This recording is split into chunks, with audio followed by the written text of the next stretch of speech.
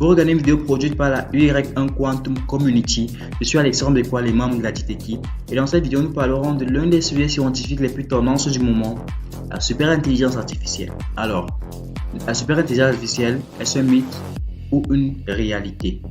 Imaginez une intelligence capable de résoudre en quelques secondes ce que l'humanité entière mettrait des siècles à comprendre. Une intelligence qui nous dépasserait dans absolument tout. La science, la créativité, la stratégie. Ça ressemble à la science-fiction, non? Et pourtant, certains des plus grands experts en intelligence artificielle affirment que c'est non seulement possible, mais peut-être inévitable. D'autres, tout aussi brillants, disent que c'est un fantasme total. Alors, qui croire? Aujourd'hui, je vous propose de plonger ensemble dans cette question fascinante. Une super intelligence peut-elle vraiment voir le jour? Mais avant de répondre, il faut d'abord comprendre d'où on vient. Petit retour sur l'histoire de l'intelligence artificielle. Pour comprendre où on va, il faut d'abord savoir d'où on vient. En 1950, Alan Turing se pose une question simple mais vertigineuse. Est-ce qu'une machine peut penser? Il imagine un test devenu célèbre. Si vous discutez avec une machine et que vous n'arrivez pas à savoir si c'est un humain ou non, alors on peut dire qu'elle est intelligente. C'est 6 ans plus tard, en 1956, que le terme intelligence artificielle apparaît pour la première fois. Et l'objectif des chercheurs à l'époque, rien de moins que de recréer l'intelligence humaine.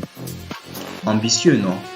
Pendant longtemps, les avancées restent modestes et puis arrive 1997, une IA d'IBM Deep Blue affronte le champion du monde d'échecs Garry Kasparov et le bat.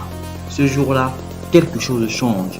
La machine vient de vaincre l'homme sur son propre terrain. Depuis 2010, tout s'emballe. Plus de données, plus de puissance, des algorithmes plus performants. En 2022, ChatGPT explose et conquiert 100 millions d'utilisateurs en à peine 2 mois.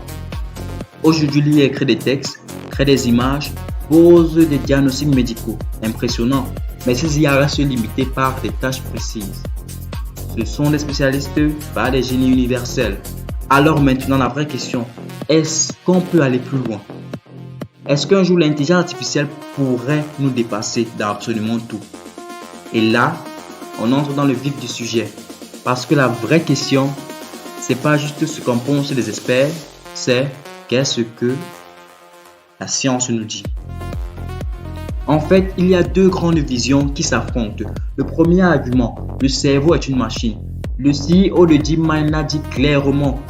Tout ce que le cerveau fait en théorie reproductible par une machine de Turing ou un ordinateur classique. L'idée c'est simple, notre cerveau, aussi extraordinaire soit-il, reste de la matière, des neurones, des connexions électriques, de la chimie. Si l'intelligence émerge de processus physiques, alors rien n'interdit de la reproduire.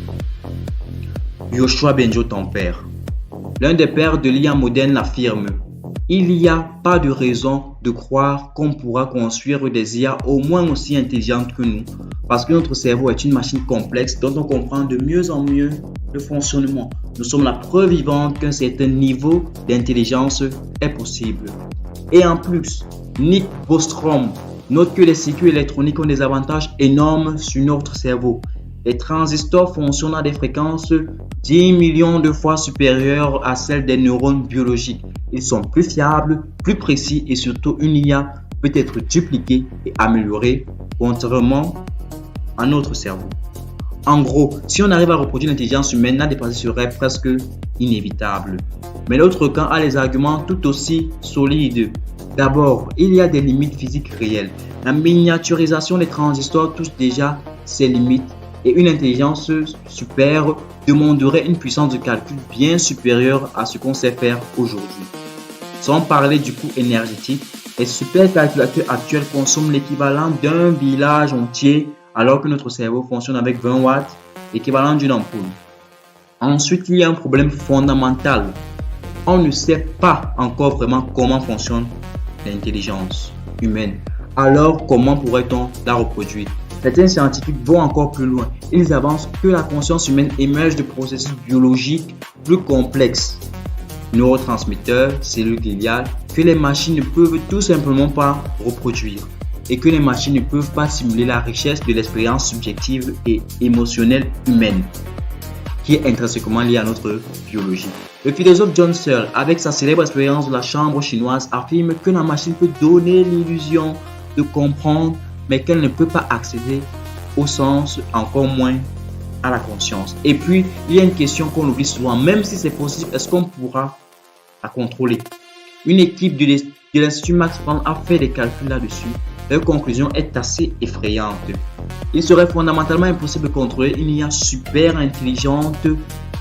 Imaginons une IA capable d'apprendre de façon autonome, connectée à Internet. Elle pourra accéder à toutes les données de l'humanité et potentiellement prendre le contrôle de tous les systèmes connectés. Aujourd'hui, où en est le débat? La majorité des chercheurs en IA s'attendent à ce que les machines soient un jour capables de rivaliser avec les hommes sur le plan de l'intelligence. Mais il y a très peu de consensus sur quand cela se produira. Yann LeCun, directeur de l'IA chez Meta, dit clairement: ça ne fait aucun doute que ça arrivera à un moment ou à un autre. Mais il ajoute: les techniques actuelles ne sont pas suffisantes et que les gens qui disent qu'on aura des systèmes aussi intelligents qu'un doctorant d'ici l'année prochaine se font des illusions. Et Bendio, ton père aussi. On peut affirmer avec confiance qu'il sera possible de construire des IA plus intelligentes que nous. Par contre, il est loin d'être sûr qu'on pourra construire des IA énormément plus intelligentes que nous. Toutes sortes de phénomènes font face à des murs de difficultés et on ne sait pas quelles sont les limites de l'intelligence. Et moi, qu'est-ce que j'en pense? Après tout ça, une chose est claire, ce n'est pas de la science-fiction.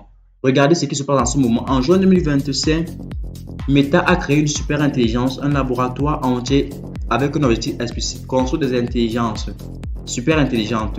Ils sont en train de construire des data centers gigantesques en Louisiane pour entraîner ces modèles. OpenAI a lancé le projet Stargate, 100 milliards de dollars pour créer une puissance de calcul jamais vue. Pour vous donner une idée, ça demanderait l'équivalent de plusieurs réacteurs nucléaires juste pour l'alimenter. Et il y a quelques jours à peine, OpenAI a sorti Operator, une IA qui peut prendre le contrôle de votre ordinateur et faire des tâches à votre place tout seul. Alors, est-ce que la super intelligence va voir le jour? Franchement, je ne sais pas. Peut-être oui, peut-être non. Peut-être qu'on touchera au mur avant d'y arriver, mais ce qui est sûr, c'est qu'on n'a jamais été aussi proche et que les grandes entreprises du monde parient des centaines de milliards que c'est possible. La vraie question, ce n'est pas si oui ou quand, c'est dans quel monde voulez-vous vivre et vous, qu'en pensez-vous? C'était Alexandre Bekwale, membre de la Y1 Quantum Community. Et bien sûr, cette vidéo vous est produite par la Y1 Quantum Community.